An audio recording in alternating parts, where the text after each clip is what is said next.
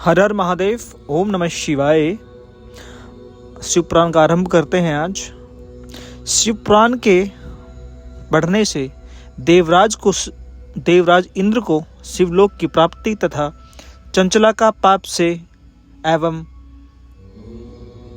भय और संसार से वैराग्य। श्री सौनक जी ने कहा, महाभाग सूत जी, आप धन्य हैं, परम तत्व के ज्ञाता हैं।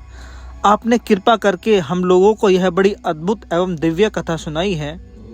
भूतल पर इस के समान एवं सर्वश्रेष्ठ साधन दूसरा कोई नहीं है।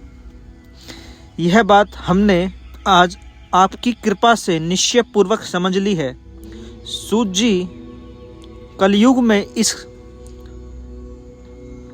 कथा के द्वारा कौन कौन से पाप शुद्ध होते हैं, उन्हें कृपा करके बताइए और इस जगत को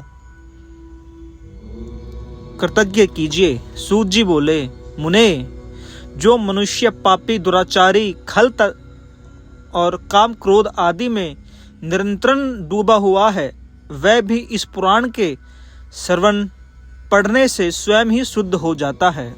ओहो, इसी विषय में जानकर मुनि इस प्राचीन इतिहास का उदाहरण दिया करते हैं, जिसके पढ़ने से पापों का पूर्णतः नाश हो जाता है। तो हम भी इसी का पाठन कर रहे हैं। आपके साथ मेरे भी पापों का नाश होगा। हम सभी इसी मनोवृत्ति के साथ आगे बढ़ते हैं। हर हर महादेव। पहले की बात है, कहीं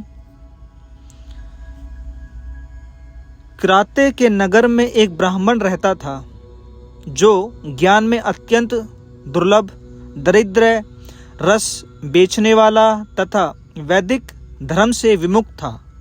वैदिक धर्म से दूर रहता था। वह स्नान, संध्या आदि कर्मों से भ्रष्ट हो गया था और वैश्यावृत्ति में तत्पर रहता था, जो कि आज का समाज हो चुका है। उसका नाम था देवराज।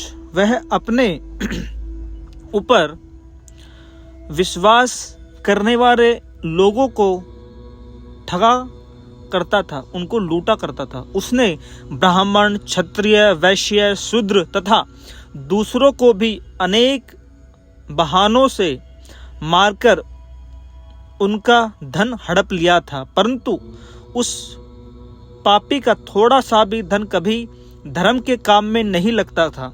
वह वैश्यगामी तथा सब प्रकार से आचार्य भ्रष्ट था। एक दिन घूमता घामता वह देवयोग से प्रतिष्ठापूर्वक प्रयाग में जा पहुंचा। वहां उसने एक शिवालय देखा, जहां बहुत से साधु महात्मा एकत्र हुए थे। देवराज उस शिवालय में ठहर गया, किंतु वहां से उस ब्राह्मण को जबर आ गया। वो जैसे ही देवालय में ठहरा तो उसको जबर आ गया। उस जबर से उसको बड़ी पीड़ा होने लगी। वहां एक ब्राह्मण देवता शिव पुराण की कथा सुना रहे थे। जबर में पड़ा हुआ देवराज ब्राह्मण के मुख से निकली हुई उस शिव कथा को निरंतर सुन रहा था। 1 मास के बाद वह जबर से अत्यंत पीड़ित होकर चल बसा। यमराज के दूत आए और उसे पासों में बांधकर बलपूर्वक यमपुरी ले गए। इतने में ही शिवलोक से भगवान शिव के पार्षदगण आ गए।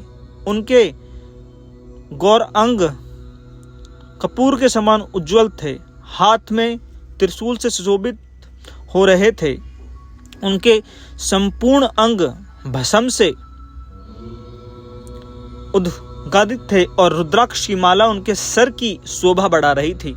वे सब के सब क्रोध पूर्वक यमपुरी में गए और यमराज के दूतों को मार पीट कर, बार बार धमकाकर उन्होंने देवराज को उनके चंगुल से छुड़ा लिया और अत्यंत अद्भुत विमान पर बिठाकर जब वह शिवदूत कैलाश जाने को हुए, उस समय यमपुरी में बड़ा भारी कोलाहल मच गया। उस कोलाहल को सुनकर धर्मराज अपने भवन से बाहर आए। साक्षात दूसरे रुद्र के समान प्रतीत होने वाले उन चारों दूतों को देखकर धर्मराज ने उनसे आदरपूर्वक पूछा, उन्होंने भय के कारण भगवान शिव के उन महात्म्य दूतों से कई बात नहीं पूछी, उल्टे उन सब की पूजा एवं प्रार्थना की। तत्पश्चात वह शिवदूत कैलाश को चले गए और वहां पहुंचकर उन्होंने उस ब्राह्मण को दयासागर शंभु शिव के हाथ में दे दिया। शौनक जी ने कहा, महाभाग सूत जी, आप सर्वज्ञ हैं, महात्मे, आपके कृपा प्रसाद से मैं बार बार कथा का श्रवण करूं। इस इतिहास को सुनकर मेरा मन अत्यंत आनंद में मगन हो रहा है। अतः अब भगवान शिव में प्रेम बढ़ाने वाली शिव संबंधिनी दूसरी कथाओं को भी कहिए। आगे की चर्चा हम कल करेंगे। हर हर महादेव। ओम नमः शिवाय।